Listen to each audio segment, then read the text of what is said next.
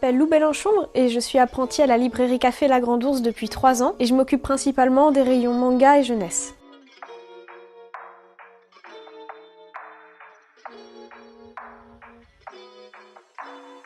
La Grande Ourse est une librairie café indépendante généraliste située en plein cœur de Dieppe. C'est une coopérative avec 25 associés fondée depuis 5 ans par 2 co-gérantes, Vanessa Odéon et Sylvie Joufflino. Elle est animée au quotidien par Mila Boursier, la libraire et moi-même. Nous proposons un large choix de livres dans tous les domaines, une carterie originale, le tout agrémenté d'animations conviviales et chaleureuses. Par exemple, nos soirées changement de saison, où l'on y dîne en musique, suivies d'une présentation de coup de cœur de la librairie ainsi que d'un quiz littéraire animé par un associé.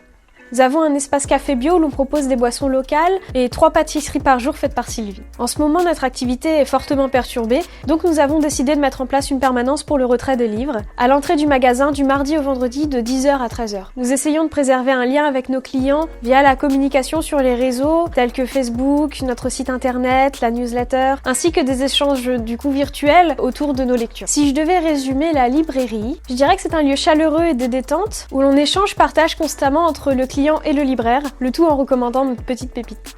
Si je devais vous présenter un livre coup de cœur, ce serait Première neige sur le mont Fuji de Yusanari Kawabata, où comme sait si bien le faire, la littérature japonaise nous transporte complètement vers une autre culture et un autre mode de pensée. Dans ce livre, c'est surtout des nouvelles qu'on va avoir, plutôt basées sur des histoires d'amour, mais on a une vision très pudique de cet amour qui va être au final très précieux.